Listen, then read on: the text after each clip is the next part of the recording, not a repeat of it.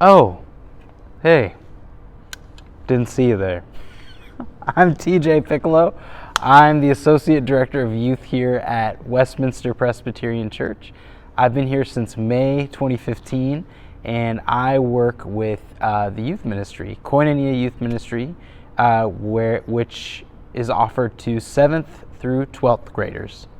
We have a large, vibrant youth ministry with many different schools represented.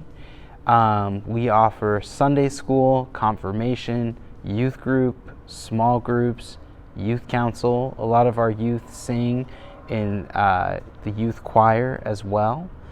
And we also offer small groups. So we have all kinds of things at play here in our youth ministry. A valuable part of our youth ministry is the confirmation process, which is offered to our 8th graders. This is something that has been a tradition of Westminster and the Presbyterian faith for years. And something really cool about it is I can still talk to members here who remember the confirmation process. I remember writing a creed with their classmates, and there's pictures of them in our youth cafe. It's a cool tradition that some of our now mentors to our current confirmands have gone through themselves. It's a really great opportunity for our confirmands to reflect on why are they a part of the church? Why do they feel the need to be involved? What spiritual gifts do they have to offer? What does the church mean to them? We try to keep the confirmation process between August and February, and during that time we cover the Bible, God, Jesus, the Holy Spirit, the church with a capital C, the church at large, and the sacraments, baptism and communion. During that time, we sometimes just meet as a class. Sometimes each confirmand has a mentor. We'll have a mentor session, and once a month we also try to offer a time where where confirmands and parents can reflect together on their faith. We also have a retreat during the confirmation process, and by Confirmation Sunday, the confirmands themselves are involved in leading it, in writing some of the prayers, collaborating on some of the sermon. They are an integral part of worship itself, and on that Sunday, they reaffirm their baptismal vows and publicly proclaim their faith once again to the congregation and commit themselves to living out their faith and being a part of the life of this church. One of the things our youth ministry tries to foster is a sense of belonging for all our youth. From youth trying to offer a sense of community to other youth, from our gracious adult volunteers to the people who walk the halls of the church. We want this to be a place where youth feel like they belong, and we try to offer that in as many different facets as possible. I think one of the strengths of our youth ministry is we do really value what youth have to share and what they have to offer and their spiritual gifts and what they believe they can bring to this church and the outside world. One of the ways we try to do that is by having our high schoolers help with middle school youth group. We also have a youth council. Our youth council we kind of firmly believe that youth are not just the leaders of tomorrow, they're also the leaders now. And our youth council has done all kinds of remarkable stuff, whether that's doing an item drive for a nonprofit that takes care of animals. We received kitty litter donations. We've received diaper donations. They took that on. They contacted the necessary people to make that happen. They promoted it.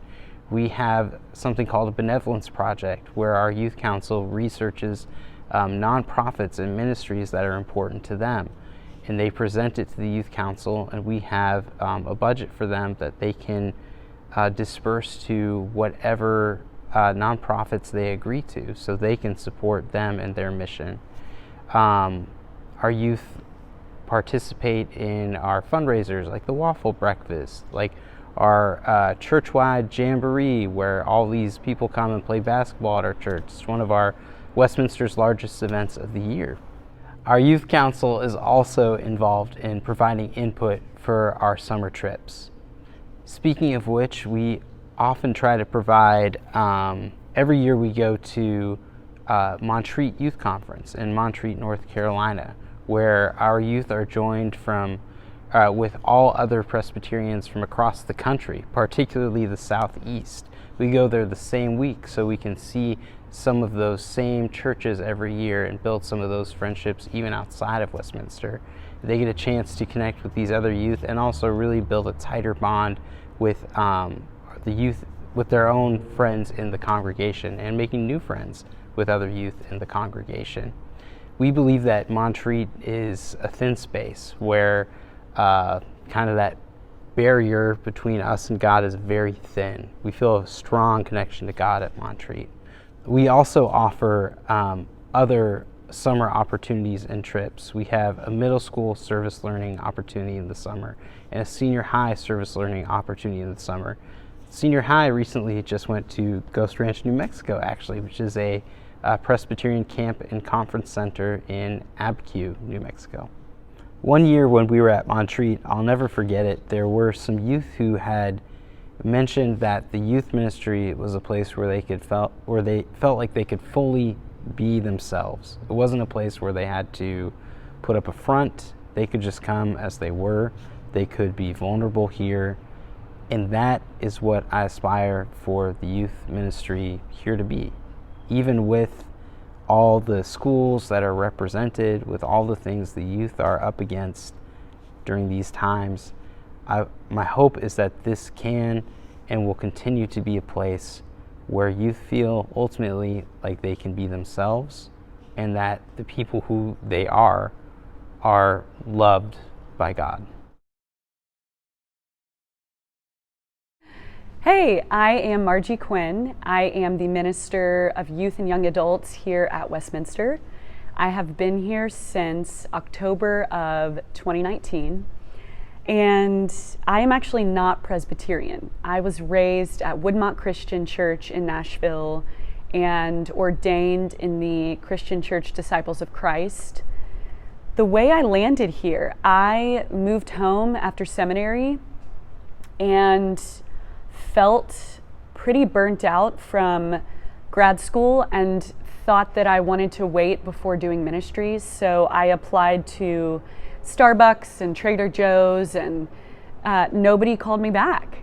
And so I finally looked into church jobs and looked at the application for this position, and it just screamed my name.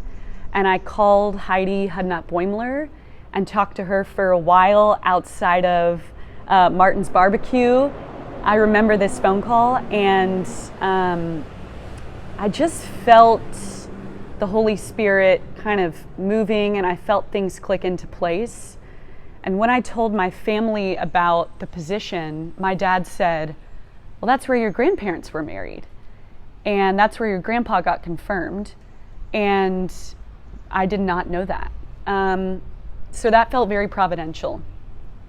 So I started 5 months before the pandemic and did a lot of Zoom small groups, worship services, Bible studies, and a lot of trial and error, a lot of creativity with the youth, and learned a lot about how to be present with people both virtually and from a physical distance during that time.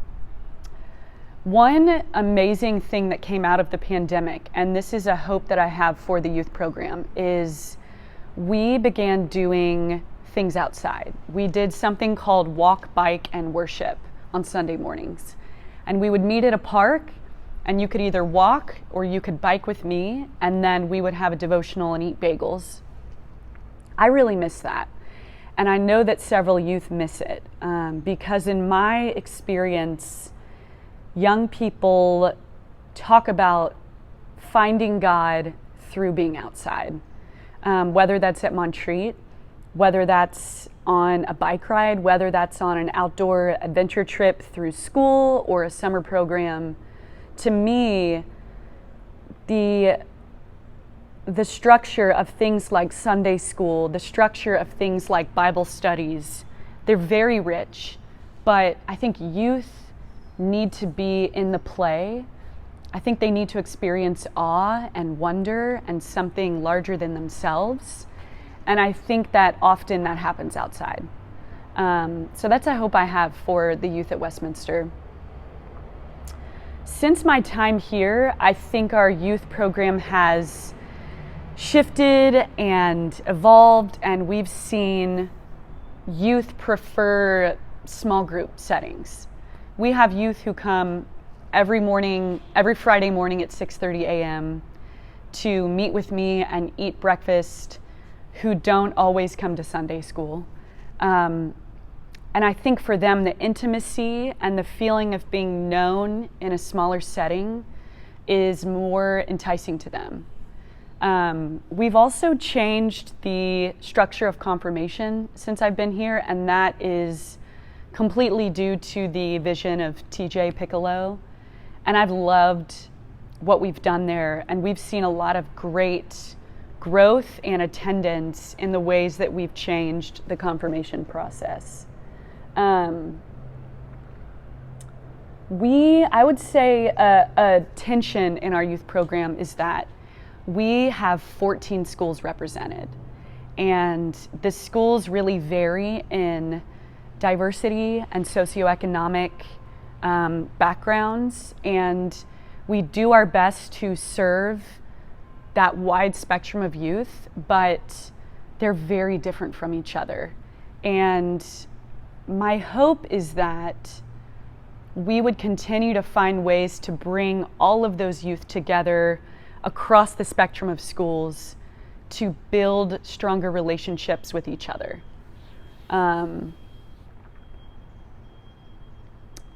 What else? I think that the youth at Westminster, it's a blessing and a curse, but they're so talented and they commit to so many activities outside of school. And they are so driven academically.